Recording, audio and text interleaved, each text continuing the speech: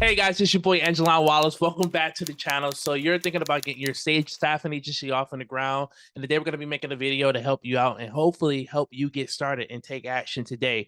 I am the Nomad Recruiter, Aijalon Wallace. I travel the world for a living and I make placements. I travel to over 100 countries, and I'm a full-time digital nomad recruiter for the most part. And recruitment has gave me the lifestyle to be free. I'm not here to teach you how to be rich. Here to teach you how to be free. No Lambos, no mansions on this channel. At the end of the day, I'm very honest with who I am. You can check out my website at nomadrecruiters.com if you want to book a coaching call and learn more about my program and course that I teach to my students.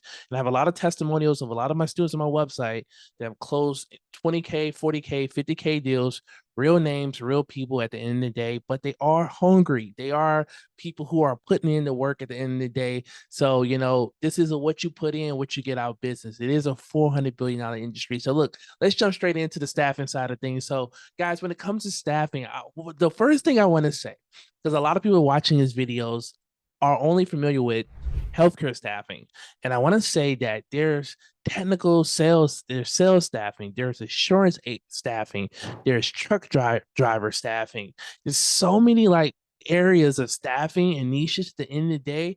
It's so much money to make out here, and I talk to a lot of people, sometimes they just don't even know or even think about it. What's funny to me is when I usually have a coaching call with someone, one of the things I always ask is, how many people have you referred to a job this year and did not get paid for it? And what if I told you you could have made 10, $20,000 from that one person over a span of a year, or just with one deal if you did recruiting and put them in a full-time permanent position. So it's just crazy how many times how so many people had so many opportunities to make money over the last year, 2, 3, 4, 5 years, and they didn't really know about what staffing or recruiting was. And often a lot of people look at this area as it's not the most popular, and a lot of people think it's underpaid. And so sometimes I work with a lot of high up engineers, and they're on these 200K, 300K salaries. Like I make a lot of money, and I was just like, and they don't know how much we're making on them, I guess, we're the real pimps out here, okay? It's the recruiters, yeah, you just made $150,000 salary, but we just made 25 grand off of you or 30 grand off of you, and we still got like 5 or 6 more roles that we're working on this month, so the sky's the limit to how much money you can make with your agency at the end of the day.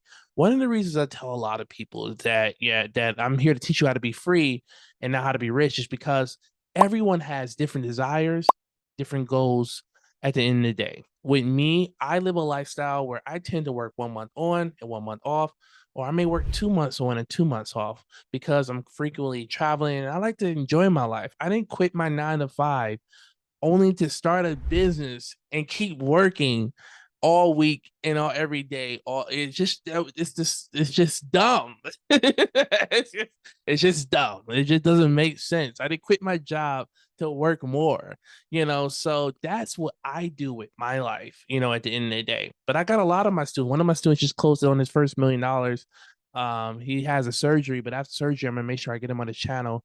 But I have a lot of students who has aspirations to be multimillionaires and make money. For me, I just always wanted to make residual income for the rest of my life and just be free to see the world. Currently, I'm in Bangkok, Thailand, and it's beautiful. It's amazing. I am making a lot of travel content for you guys as well if you want to check out some of those videos. And then I'm heading to Vietnam, I'm heading to Bali, I'm heading to Manila after this.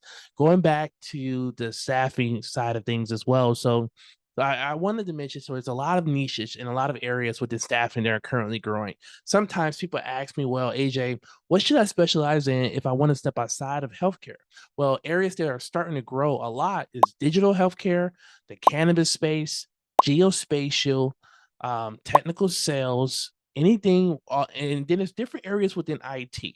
I think a lot of people don't break down IT when they say it, but when in the IT space, you have your mobile developers, so you have your Android and your iOS and your React Native developers. You have your front end engineers, your back end engineers. You have full stack developers, You have your DevOps engineers, you have your UX, UI designers, you have so that will fall into like the front end and UX sometimes, but usually you have your UX, UI, you have CX designers as well.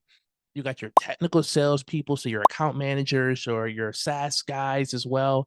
And then you got, people don't know sometimes. People just assume they don't know technical sales roles pay upwards of the 100 to 150K, sometimes 200K for district manager guys as well.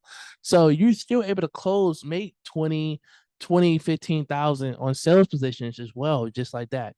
Cannabis area is a new space. It's a new niche. And what I love about new areas and a lot of people don't know what to charge. They don't know what they should be, charging. I had one of my students close one of her first deal in the cannabis space, and it was for a junior position, and she got like 25% on that role. And because it's so new, these roles are so new to the market, they never really had a room or a chance to start working with other agencies for the most part as well, at the end of the day. So it's a lot of areas within the staffing space. Another key word that you guys need to learn about is EOR, employment of record. Now, employment of record is a company that, helps you out with licenses and insurances if you don't have the licenses and insurances. And we do have a preferred provider that we offer in our program. That information is only released once you purchase the program, because there are a lot of EOR companies that have scammed a lot of people out there for the most part. So you do have to be mindful. You do have to be careful. You do have to do your research at the end of the day. But I just want to educate you guys on the strategies. There are other strategies where you can do it all yourself, but it will take a lot more capital, anywhere upwards from the, 10, 20,000 to start. Because if you want to do it yourself, you want to get your own licenses, you want to get your own insurances, it's going to cost some money. And this is why sometimes I do tell people to start off on the recruiting side if you don't have enough capital, for the most part. And most importantly, make sure you diversify your business development strategies as well. All right, guys. And so when you guys are getting your agencies off the ground, understand what platforms your niches are more in demand as well. So a lot of times people watch our channels, they watching us talk about all these software tools, Indeed, Monster, Career Builder, blah, blah, blah, blah, blah. And it's just like, okay, just because me and you both work in recruiting and staffing, that does not mean the people in our niche use the same website. Okay. So everybody doesn't use LinkedIn. Everyone doesn't use, Dice or Indeed or Career Builder. So you need to properly understand in your niche what websites and what platforms are used the most. So you can be able to, build a pipeline of quality candidates at the end of the day when your clients do come to you and ask you for help. That is why it's extremely important to understand your market, extremely important to understand how to recruit. I need you guys to learn how to be recruiters, because a lot of people are just trying to learn the sales tactics, and and clients are asking for refunds or the candidates are not staying.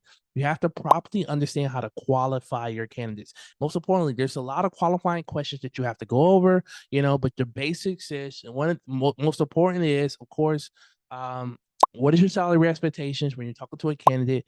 What is your location? A lot of people do not ask this question because people always assume. Remember, assume makes the ass out of you and me. So people always assume because they post a job in Chicago that everybody applied to the job lives in Chicago. That is not 100% true at all. A lot of those people probably live in New York or Dallas. So you want to always clarify and make sure you understand where your candidate lives. Another question is, are you a US citizen or green card holder? That is a very important question. If you are working with an American client or a client in another state or another country, you want to make sure they have citizenship. So if you're working on a job in Australia or the UK, because it's something you don't want to waste your time talking to candidates if your client's not willing to sponsor those candidates as well at the end of the day. So that is something to take into consideration when you are getting your agency off the ground.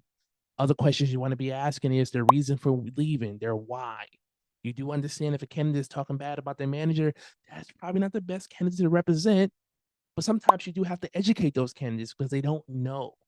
So, when a candidate does tell you, "Oh, my candidate's an asshole," or, "Oh, I hate this boss," or, "I hate this," or, "I hate that," that's not the type of energy that you wanna be hearing from your candidate, and you will need to coach them on how to respond to a question like that if you still wanna use them for the most part as well.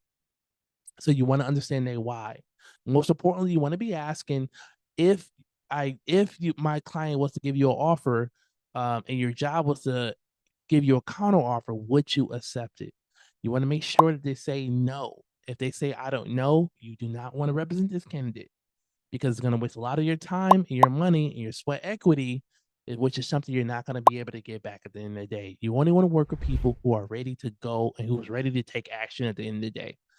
Listen, if you like this content, I need you to hit that like button. I need you to subscribe to the channel. Support your boy. I got 10 kids to feed out here for the most part. It's no Lambos, it's no Manches. Check out nomadrecruiters.com. Check out my testimonials.